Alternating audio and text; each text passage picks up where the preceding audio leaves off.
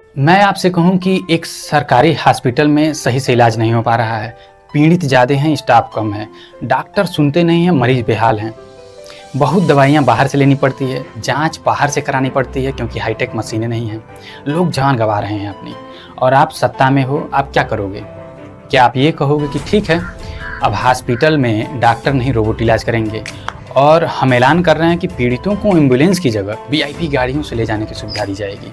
या फिर hospital management में कहाँ कमी रह गई, वहाँ दोषी कौन है, उस पर आप ठोस कार्रवाई करोगे, उसमें सुधार लाएंगे जिससे ये समस्या ही ना हो। मैंने इस सवाल को एक एग्जाम्पल के तौर पर पेश किया। ऐसा ही मुद्दा मुझे कुछ नीट पेपर लीक का दिखता है। प्रभावित हो रहे छात्र जिसकी संख्या ज़्यादा है, जो नहीं प्रभावित हो रहे हैं वो हैं पेपर लीक से जुड़े हुए बहुत सारे लोग। उन पर कार्रवाई होनी चाहिए और हो भी रही है। सिक्योरिटी कहाँ टूट रही है ये पता करना जरूरी है।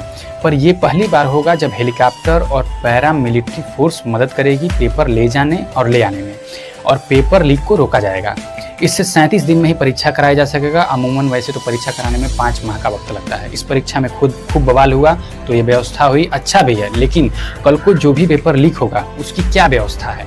क्या हर पेपर लीक में सीबीआई जांच होगी, या सुप्रीम कोर्ट आदेश देगा और रिपोर्ट की मांग करेगा, तब ये कहानी होगी? हर पेपर में जांच हो, सुप्रीम कोर्ट आदेश दे, ये कैसे संभव है? तब तो जेनजेड को युवा जो होगा वो हाथ में किताब रखेगा और दूसरे हाथ में पेपर लीक होने पर दोबारा पेपर कराने की जिम्मेदारी। अगर सीबीआई जांच चले भी तो जो समय और पैसा युवाओं का नुकसान हुआ वो अभ्यर्थियों का, उसका क्या हाल है?